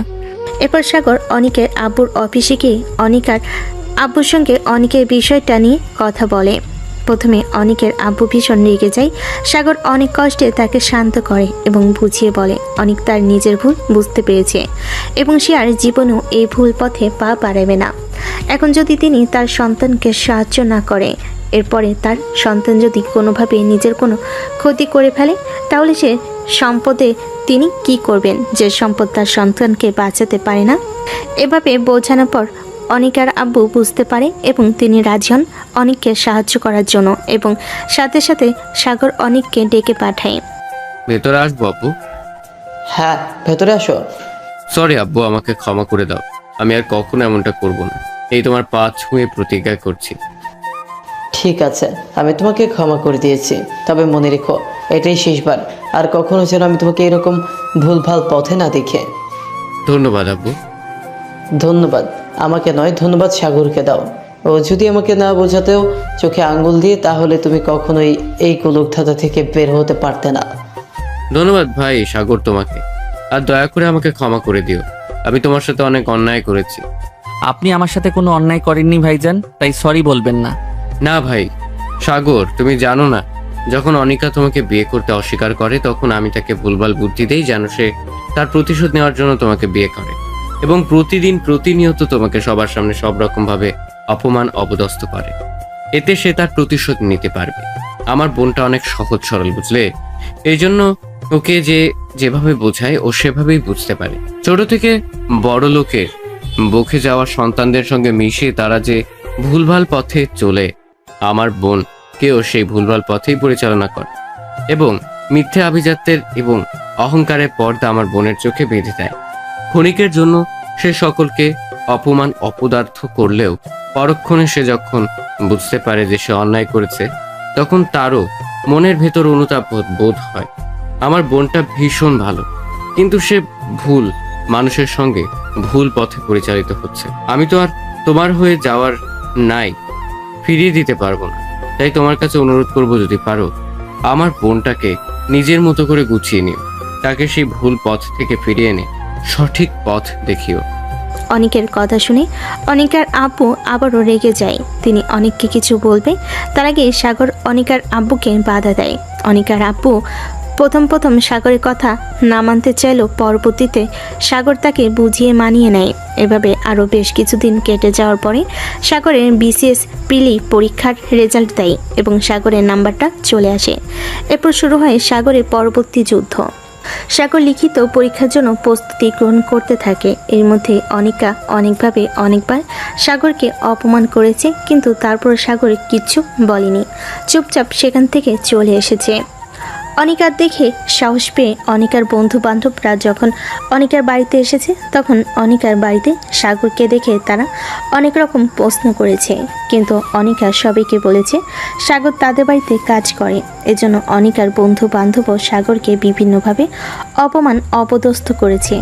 আগে কিছু মনে না হলেও ইদানিং বিষয়টা অনিকার বেশ খারাপ লাগে, কিন্তু মিথ্যে ইগোর বড়াই সে কিছু বলতে পারে না। বেশ কিছুদিন হলো অনিকা আর সাগরকে অপমান করে না, বিষয়টা সাগর লক্ষ্য করেছে, কিন্তু সে কিছু মনে করেনি, কারণ আজ অপমান করছে না, কাল ঠিকই করবে। এর জন্য বিষয়টা আর সাগর ভেবে দেখনি। এরপর একদিন রাহুল আসে অনিকার বাড়িতে। দোস্ত, আগামীকাল আমার জন্মদিন, তাই আমার পাপা অনেক বড় করে জন্মদিনের একটা পার্টি থ্রো করেছে। সেখানে দেশের টপ ক্লাস মানুষরা থাকবে। আমি চাই তুই অবশ্যই সেখানে আয়, কারণ তুই আমার অনেক কাছের একজন মানুষ। আর আমার এই স্পেশাল একটা দিনে আমার স্পেশাল মানুষ তুই সেখানে থাকবি না, সেটা হতেই পারে না। আমাকে কথা দে তুই আসবি। অবশ্যই আমি যাব, চিন্তা করিস না। পরের দিন অনিকা যখন পার্টিতে যাওয়ার জন্য বের হয়, তখন অনিকার আব্বু অনিকাকে থামিয়ে বলে, কোথায় যাচ্ছ অনিকা তুমি? আব্বু, আজকে রাহুলের জন্মদিন, আমি সেখানে যাচ্ছি। কোন রাহুল? সেই মির্জার স্মাগলার ছেলে? আব্বু, তুমি শুধু শুধু আমার বন্ধুকে অপমান করছো, সে মোটেও এমন নয়। তারা যে কেমন তাদেরকে আমাকে চিনিও না, তারাই তো তোমার মাথাটা পুরোপুরি খেয়েছে। উফ আব্বু। শোনো, যেখানেই যাবে সাগরকে সাথে নিয়ে যাবে, কারণ তোমার বন্ধুদের পার্টি মানেই তো মদ্যপান করা আর ড্রাগস নেওয়া এবং নাচানাচি করা। ওকে কেন নিয়ে যেতে হবে আমার বন্ধুদের পার্টিতে? আমি যা বলছি তাই করো, না হলে তোমারও যাওয়া হবে না। এরপর অনিকা আর কোনো উপায় না পেয়ে সাগরকে নিয়ে পার্টির উদ্দেশ্যে রওনা হয়। অনিকা যখন পার্টিতে প্রবেশ করে তখন পুরো পার্টিতে হৈ হৈ পড়ে যায় তাদের বন্ধুদের, কিন্তু পরবর্তীতে তাদের মুখ ঘন কালো মেঘে ঢেকে যায় যখন সাগরকে দেখে। সাগর প্রথমে আসতে চায়নি, কিন্তু অনিকার আব্বুর জোড়াজড়িতে এসে আসতে বাধ্য হয়েছে। প্রথম তারা সাগরকে কিছু বলতে চাইলেও পরবর্তীতে অনিকা নিষেধ করলে তারা আর কিছু বলে না। এরপর সাগর পার্টির এক সাইডে গিয়ে দাঁড়িয়ে থাকে। অনিকা পার্টিতে আসার পর থেকে তার বন্ধুদের সাথে ডান্স করে নাচানাচিতে ব্যস্ত। পরবর্তীতে তার বন্ধুবান্ধব তাকে ড্রিঙ্কস করার জন্য বলে সে তাদেরকে মানা করে দেয়, কিন্তু আজকে পার্টিতে সব থেকে সুন্দর এবং গর্জিয়াস লাগছে অনিকাকে। রাহুলের তো অনেক আগে থেকেই অনিকার উপর কুদৃষ্টি ছিল, আজকে দেখে সে যেন চোখ দিয়ে অনিকাকে গিলে খাচ্ছে। বিষয়টা অনিকা বুঝতে পারে না, কিন্তু সাগর যখন লক্ষ্য করে তখন তার নজর আটকায়। কথায় আছে না, একজন ছেলে আরেকজন ছেলে দৃষ্টি পড়তে পারে। সাগরে কেন যেন ভীষণ রাগ হয়, কিন্তু তারপরও সে পাবলিক প্লেসের জন্য নিজেকে সংযত করে। সাগর যখন এক সাইডে দাঁড়িয়েছিল তখন একটা মেয়ে হুট করে এসে সাগরের দিকে হাত বাড়িয়ে দেয় ডান্স করার জন্য। মেয়েটি সাগরের দিকে হাত বাড়িয়ে দিয়ে বলে, এই handsome. No, it's okay, you carry on. Dance floor থেকে অনিকা লক্ষ্য করে দেখে সাগর একটি মেয়ের সঙ্গে কথা বলছে। এটা দেখে অনিকার ভীষণ রাগ হয় এবং সে রাগে বশবর্তী হয়ে কী করছে না করছে সে নিজেও জানে না। এজন্য সে যে রাহুলের এগিয়ে দেওয়ার ড্রিঙ্কসের বোতলটা নিয়ে খেতে শুরু করে। এদিকে তার কোনো হুঁশ নেই। অনিকা এক নিঃশ্বাসে পুরো বোতল খালি করে দেয়, আর এদিকে রাহুল অনিকার ড্রিঙ্কসের মধ্যে যে নেশার ওষুধ মিশিয়ে দিয়েছে সেটা থেকে অনিকা অজানা। অনিকা পুরো বোতল খালি করার পরে হঠাৎ করেই কেন যেন তার বারবার মাথাটা ঘুরে উঠছে। এতে রাহুল বুঝতে পারে এখনই সঠিক সময়। অনেক ভিড়ের মধ্যে খুব সতর্কতার সাথে অনিকাকে টাইপ করে পাশের একটি রুমে নিয়ে যায়। অনিকা মাতাল থাকে, সে ঠিকঠাক কিছু বুঝতে পারে না এবং রাহুলকে সে সাগর ভাবতে থাকে। এই সুযোগটা নিয়ে রাহুল অনিকার একদম কাছাকাছি চলে আসে। সাগর কিছু সময়ের জন্য অন্যমনস্ক হয়ে যাওয়াই বুঝতে পারেনি এতক্ষণে কি ঘুরে গেছে। এরপর সে আশেপাশে অনিকাকে খুঁজতে থাকে, কিন্তু সে কোথাও অনিকাকে পায় না। এরপর তার আর বুঝতে বাকি থাকে না নিশ্চয়ই অনিকার কোনো বিপদ হয়েছে। সাগর এবার চারপাশটা ভালোভাবে তন্ন করে খুঁজতে থাকে। যখন সে পায় না তখন আশেপাশের লোকজনকে জিজ্ঞেস করতে থাকে, কিন্তু কোথাও থেকে কোনো উত্তর না পেয়ে সে খুঁজতে খুঁজতে সেই রুমের দিকে চলে যায়। সেই রুমে প্রবেশ করে দেখে রাহুল অনিকার একদম কাছে চলে এসেছে, যে না অনিকাকে স্পর্শ করতে যাবে। অমনি সাগর রাহুলের হাতটা এত জোরে মুচড়ে ধরে যেন হাতটা ভেঙে যাবে। এরপর সাগর রাহুলকে ইচ্ছে মতো মারে। অনিকা নেশায় থাকায় সে জানে না তার সামনে কি হতে যাচ্ছে। সাগর রাহুলকে মেরে সেখানে আদমরা করে ফেলে রেখে এসে অনিকাকে নিয়ে বাসায় ফিরে। অনিকাকে সাগর বাসায় নিয়ে এসে অনিকার রুমে নিয়ে আসে। সাগর অনিকাকে অনিকার রুমে নিয়ে এসে শুয়ে রেখে যেই না বাইরে যেতে যাবে অমনি অনিকা সাগরের হাত ধরে ফেলে। এরপর সাগরকে হুট করে এক টান দিয়ে নিজের উপর ফেলে দিয়ে মিনমিন করে বলতে থাকে, আমাকে রেখে যেও না বাজে ছেলে। তুমি কেন বলছো না? তুমি অন্য মেয়ের সঙ্গে কথা বললে আমার সহ্য হয় না। প্লিজ আমাকে একা রেখে যেও না, আমি ভীষণ একা, বিশ্বাস করো আমার কেউ নেই। তুমিও যদি আমাকে একা রেখে চলে যাও তাহলে যে আমি মরে যাবো বাজে ছেলে। অনিকা প্লিজ, তুমি নেশার মধ্যে আছো তাই কি বলছো জানো না। হ্যাঁ আমি নেশার মধ্যে আছি, তবে এটা তোমার নেশা বাজে ছেলে। আমার তোমাকে চাই। ঠিক আছে, তুমি এমন করো না প্লিজ, আমি আছি, তুমি ঘুমিয়ে পড়ো, আমি তোমার কাছেই আছি। তুমি কেন বোঝো না? আমার তোমাকে চাই, খুব করে চাই, নিজের মধ্যে চাই, নিজের অস্তিত্বে মিশিয়ে নিতে চাই। প্লিজ বাজে ছেলে প্লিজ। ছেড়ে দাও অনিকা, এখন তুমি নেশায় আছো জন্য এসব বলছো। সকালে নেশা কেটে গেলে তখন আমি তোমার চোখে জঘন্য হয়ে যাব। তুমি বেশি কথা বলো। তুমি জানো বাজে ছেলে, আমার বেশ কিছুদিন তোমার নেশা পেয়েছে। তোমাকে কাছে পেতে, তোমার সঙ্গে কথা বলতে মন চায়, তোমার সঙ্গে সময় কাটাতে মন চায়। তুমি আর দূরে থেকো না বাজে ছেলে প্লিজ। তোমাকে চাই, খুব বাজেভাবে চাই তোমাকে। ভালোবাসি বাজে ছেলে, তোমাকে ভীষণ ভালোবাসি, কিন্তু কিভাবে জানি না, তবে আমি তোমাকে আসক্ত হয়েছি, ভীষণ বাজেভাবে আসক্ত হয়েছি। তুমি কেন আমাকে ভালোবাসো না? আমি তো সেই কবেই তোমাকে ভালোবেসে ফেলেছি, যখন আমি ঠান্ডায় কষ্ট পেলে গরম কাপড় জড়িয়ে দিতে, যখন তোমার কোনো বন্ধু আমাকে অপমান করত তুমি আমার আড়ালে তাদের সঙ্গে বন্ধুত্ব নষ্ট করার ধমকি দিতে, যখন আমাকে তুমি অন্য কোনো মেয়ের সাথে দেখতে তখন তুমি কষ্ট পেতে। আমি বুঝতাম তুমি আমাকে ভালোবাসো, কিন্তু নিজের জন্য বলতে পারছো না। আমি তো সেই কবে তোমাকে ডুবেছি মেয়ে। কিন্তু অনিকা, সাগর আর কিছুই বলতে পারে না, কারণ অনিকা তাকে সেই সুযোগ দেয় না। সাগর যখনই কথা বলতে যাবে এমন সময় অনিকা সাগরের ঘাড়ে এক হাত মাথার চুলে দিয়ে খামচি দিয়ে ধরে, তাকে টেনে তার ঠোঁটে লিপকিস করে। এতে সাগরের কথা বন্ধ হয়ে যায়। বেশ কয়েক মিনিট এভাবে সাগরকে বদ্ধ রেখে অনিকা সাগরকে ছেড়ে দেয়। হঠাৎ ছাড়া পাওয়ায় সাগর এবং অনিকা দুজনেই দুদিকে ঘুরে ঘন ঘন জোরে জোরে নিঃশ্বাস নিতে থাকে। এরপর অনিকা হুট করে সাগরের বুকের উপর চড়ে বসে। এরপর আবার সাগরের ঠোঁট জোড়া নিজের দখলে নিয়ে নেয়। সাগর অনেক চেষ্টা করে অনিকাকে আটকানোর, কিন্তু সে কোনোভাবেই অনিকাকে আটকাতে পারছে না। আর যেন অনিকা একজন উগ্র মানবীয় রূপ ধারণ করেছে। এরপর অনিকা হঠাৎ করে আস্তে আস্তে সাগরের শার্টের বোতাম খুলতে থাকে। হঠাৎ করে অনিকা সাগরকে ছেড়ে দেয়। এরপর বেশ কিছুক্ষণ দুজনার চোখের দিকে তাকিয়ে থাকে। সাগর অনিকার চোখের দিকে তাকিয়ে দেখে সে চোখের অনেক আকাঙ্ক্ষা সাগরের কাছে পাওয়ার তীব্র ইচ্ছা নিয়ে অনিকা সাগরের দিকে চেয়ে আছে। এরপর আবার অনিকা সাগরের উপর আক্রমণ শুরু করে। ওই যে কথাই আছে না, শিয়াল যতই সভ্য হোক মুরগি পেলে আর ছেড়ে কি দেয়। সাগরের ক্ষেত্রেও ঘটল সেই একই ঘটনা। প্রথম সে অনিকাকে অনেক আটকানোর চেষ্টা করলো। সেও তো একজন ছেলে। হঠাৎ করে সে তার পুরুষত্ব সত্তার কাছে হার মেনে যায় এবং সাগর নিজেও অনিকার ডাকে সাড়া দিতে থাকে। আস্তে আস্তে তার এতটা কাছে চলে আসে, এখন শুধু পুরো রুম জুড়ে গুমট নিস্তব্ধ এবং তাদের ঘন ঘন নিঃশ্বাসের শব্দ ছাড়া আর কিছুই শোনা যাচ্ছে না চারপাশে। এভাবে দুজন মানবী নিজেদের উপর অত্যাচার চালানোর পরে ভোরের দিকে দুজনেই শান্ত হয়। রাতের আধার ভেদ করে যখন সূর্যের উদয় হয় চারপাশে, তখন তারা ঘুমিয়ে পড়ে।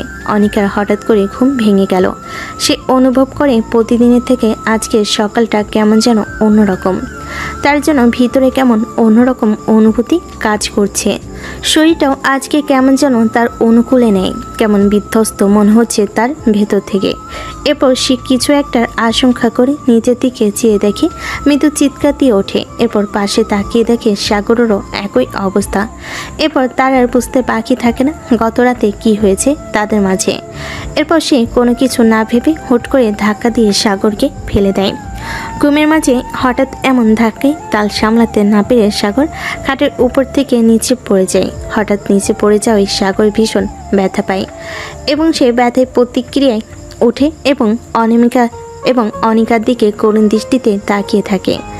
সাগর অনিকার দিকে তাকিয়ে থাকতে দেখে অনিকা দাঁতে দাঁত চিপে বলে, এই বাজে ছেলে, গত রাতে তুই আমার নেশার সুযোগ নিয়ে কি করেছিস আমার সাথে? আমি আপনার সাথে কিছুই করিনি, বরং আপনি আমার সঙ্গে করেছেন। গত রাতে আপনি আমার ইজ্জত লুটে নিয়েছেন। মানে কি বলতে চাইছিস তুই?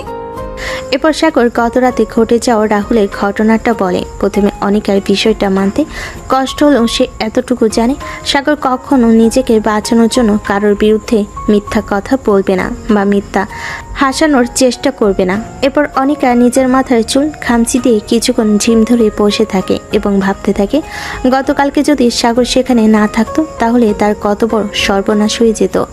রাহুল তার বন্ধু হয়ে তার সঙ্গে এমনটা করতে পারলো। এরপর অনিকা নিজের মাথা নিচু করে সাগরের দিকে চেয়ে বলল, এক দানবের দাবানল থেকে বাঁচিয়ে তুই নিজে ভোগ করলি। আসলে মানুষ সত্যিই বলে, তোরা ছেলেরা সত্যিই ভক্ষক। যেখানে সুযোগ পাস সেখানে নিজেদের আসল চেহারা দেখিয়ে দিস। তোকে তো অন্তত ভালো ভাবতাম, কিন্তু শেষমেশ তুইও। দেখুন মিসেস অনিকা, আমি নিজে থেকে কিছুই করিনি। আপনাকে গতকালকে যখন আমি রুমে নিয়ে এসেছি তারপর আপনি নিজেই আমার উপরে আক্রমণ চালান। আর আমি একজন পুরুষ, কতক্ষণ নিজের অস্তিত্বকে আটকে রাখবো? আমি অনেক চেষ্টা করেছি, কিন্তু তারপরও যখন আপনি নিয়ন্ত্রণে আসেন নাই তখন আমি নিয়ন্ত্রণহীন হয়ে গিয়েছি আপনার অত্যাচারে। কাইন্ডলি একটু মনে করার চেষ্টা করুন, গত রাত্রে আপনি ঠিক কি করেছেন, আর সব থেকে বড় কথা যা করেছি আমি আমার বিবিজানের সাথে করেছি। আপনার এত কোথায় আঘাত লাগে আমি বুঝি না। আর আমি আমার বউকে ভালোবাসার জন্য কারো কাছে জবাবদিহিতা করতে পারবো না, সরি। অনিকা সাগরের কথা শুনে মনে মনে বেশ খুশি হয়, কারণ শেষমেশ সাগর নিজের মুখে তাকে ভালোবাসার কথা বলল। অনিকা নিজের মাথার চুল খামচে ধরে ভাবার চেষ্টা করে গত রাত্রে কি হয়েছে। এরপর অনিকা আর কোনো কিছু না বলে নিজের গায়ে পাতলা একটা চাদর জড়িয়ে ওয়াশরুমের দিকে চলে যায়। বেশ কিছুক্ষণ পরে ফ্রেশ হয়ে এসে দেখে সাগর এখনও সেভাবেই মেঝেতে বসে আছে। অনিকা ফ্রেশ হয়ে এসে সাগরকে উদ্দেশ্য করে বলে, যা করার তা তো করেই ফেলেছিস, এখন কি এখানে এভাবে বসে থাকবি নাকি নিজেকে পবিত্র করবি? অসহ্য। অনিকার কথা শুনে সাগর ধীরে সুস্থে উঠে দাঁড়ায়। অনিকা সাগরকে উঠে দাঁড়াতে দেখে বলে ওঠে, শোনো সাগর। হঠাৎ অনিকার এমন মিষ্টি কথায় সাগর থমকে যায় এবং ঘাড় ঘুরিয়ে পিছনে তাকিয়ে দেখে অনিকা এখনও তার দিকে সরল চোখে তাকিয়ে আছে। এরপর সাগর নিজেও জিজ্ঞাসা দৃষ্টিতে অনিকার দিকে তাকায়। অনিকা সাগরের দৃষ্টি বুঝতে পেরে বলে, সরি। সরি কেন? আসলে তোমাকে এভাবে বলাটা আমার উচিত হয়নি। অনিকা যে কিসের কথা বলেছে সাগর এটা খুব ভালোভাবে বুঝতে পেরেছে, কিন্তু তারপরও অনিকাকে আরেকটু রাগিয়ে দেওয়ার জন্য সে ইনোসেন্ট হয়ে বলল, কোন বিষয়ে বলছেন আপনি ঠিক বুঝলাম না। সাগরের এমন হেয়ালিপূর্ণ কথা শুনে অনিকা তেলে বেগুনে জ্বলে উঠল এবং সে হাতের কাছে থাকা তার লোশনের কোটাটা তুলে সাগরকে মারার জন্য উঠলে সাগর সেখান থেকে দৌড়ে পালায় এবং বলে, আহারে আমার বিবিজান রাগ করেছেন। এরপর সে আবার হেয়ালি করে বলল, রাগ করো না সুন্দরী গো, রাগলে তোমায় লাগে আরো ভালো। এরপর সে সেখান থেকে দৌড়ে ওয়াশরুমের দিকে চলে যায়। সাগর দৌড়ে ওয়াশরুমে গিয়ে দরজা বন্ধ করে দিতেই অনিকা হালকা হেসে ওঠে। কেন যেন এখন তার সাগরের উপর রাগ হয় না, বরং ভালোই লাগে। সাগর এমন দুষ্টামি করে তার সঙ্গে। এরপর সে মনে মনে বলতে থাকে, এ কি জাদু করলে পচা ছেলে, এখন যে তোমাকে ভীষণ ভালোবাসতে ইচ্ছে করে। কবে হয়েছে, কেন হয়েছে, কিভাবে হয়েছে আমি জানি না, তবে এটা হয়েছে, আমি তোমাকে ভালোবাসি পচা ছেলে, ভীষণ ভালোবাসি। আমাকে কখনো ছেড়ে যেও না, তাহলে কিন্তু আমি আর বাঁচবো না। আজকে সাগরের বিসিএস পরীক্ষার রেজাল্ট দিয়েছে এবং তার রোল নাম্বার মেধা তালিকার প্রথম সারিতে রয়েছে। এই খবরটা পাওয়া মাত্রই আশা দ্রুত এই খবরটা সাগরকে পৌঁছে দিতে অনিকাদের বাড়িতে আসে। আশা ড্রয়িং রুমে বসে সাগরের জন্য অপেক্ষা করছিল। এমন সময় পিছন ফিরে তাকিয়ে দেখে অনিকা আর সাগর নিচে নামছে। সাগর আর অনিকাকে দেখে মনে হচ্ছে না তাদের জোর করে বিয়ে হয়েছে, তারা একদম স্বাভাবিক দম্পতির মতোই নিচে আসছে। আজকে সাগর আর অনিকাকে কেমন যেন অন্যরকম লাগছে, তাদের দেখে মোটো স্বাভাবিক মনে হচ্ছে না। এদিকে অনিকা হঠাৎ তাদের বাড়িতে আশাকে দেখে বিরক্ত হয় এবং মনে মনে বলে, এই মেয়েটা আবার কেন এসেছে এখানে? সব সময় তো আমার বরটার সাথে চিপকে থাকে। অনিকা মনে মনে এসব ভাবছিল আর পাশ কাটিয়ে ডাইনিংয়ে গিয়ে গ্লাসে পানি ঢেলে খাচ্ছিল। সাগর গিয়ে আশার সামনে দাঁড়ায় এবং আশাকে বলে, কিরে আশা তুই এখানে? কেন? আমাদের এখানে আসা বারণ নাকি? না ঠিক তেমনটা না। আচ্ছা বাদ দিয়ে বল কখন এসেছিস? অনেকক্ষণ। তা বস্তির সবাই কেমন আছে? তা তুই তো আর সাধারণ কেউ রইলি না রে সাগর। মানে? তুই তো এখন ম্যাজিস্ট্রেট সাগর হয়ে গেলি। কি বলছিসটা কি তুই? আমি একদম ঠিক বলছি। আজকে তোর বিসিএস এর রেজাল্ট দিয়েছে এবং তুই প্রশাসন ক্যাডারে সুপারিশ প্রাপ্ত হয়েছিস। সাগর আশার কথা শুনে কয়েক সেকেন্ড থ মেরে বসে রইল, কারণ তার নিজের কানকে নিজে বিশ্বাস করতে পারছে না। এদিকে অনিকা পানি খাচ্ছিল, তার হাত থেকে পানি গ্লাস মেঝেতে পড়ে ভেঙে যায়। এরপর সে অবাক চোখে সাগরের দিকে তাকায়। সাগরের গ্লাস ভাঙ্গা শব্দে অনিকার দিকে তাকায় এবং তাদের চোখাচোখি হয়। এরপর অনিকা কিছুক্ষণ ধ মেরে দাঁড়িয়ে থেকে হুট করে এসে সকলের সামনে সাগরকে জড়িয়ে ধরে এবং অভিনন্দন জানায়। আজ সাগরের কোনো তিক্ততা নাই, তারই সাফল্যের দিনে সে তার অর্ধাঙ্গিনীকে জড়িয়ে নিয়ে ধন্যবাদ জানায়। এরপর অনিকা সাগরকে ছেড়ে আসতেই ধন্যবাদ জানানোর জন্য আশার সামনে আসাতেই আশা লক্ষ্য করে দেখে অনিকার আর ঘাড়ের কাছে কালচে কিছু ল্যাবাইটের দাগ। এরপর আর সূক্ষ্ম মস্তিষ্কে যা ভাবার যা যা বোঝার বুঝে নেয়। এই দৃশ্য দেখে হঠাৎ করে কেমন যেন আশার বুক কেঁপে ওঠে। সে আর বেশিক্ষণ সেখানে না দাঁড়িয়ে সাগরের থেকে বিদায় নিয়ে চলে আসে এবং অনিকাদের বাড়ি থেকে বের হয়ে মনে মনে ভাবে, হায় রে ভালোবাসা, এ তোর কেমন খেলা? কাউকে পূর্ণ করিস তুই সব কিছু দিয়ে, কাউকে করিস ফকির। সব কিছু নিয়ে সাগর যদি আমার কপালে নাই থাকে, তাহলে কেন তার জন্য মায়া বাড়িয়েছিলে মনে বিধি? কেনই তাকে নিয়ে স্বপ্ন দেখিয়েছিলে বিধি? প্রকৃতি আমার সাথে এত নিষ্ঠুরতা কেন করলো? তবে কি সব দোষ আমারই ছিল? তবে ভালোবাসার মানুষটা যেখানেই থাক, সব সময় রাজার মতোই থাক তার ভালোবাসাটা। তো পূর্ণতা পাক, আমি না হয় শূন্য হাতেই ঘুরবো, কিন্তু বিধি তুমি সবসময় তাকে পূর্ণ রেখো।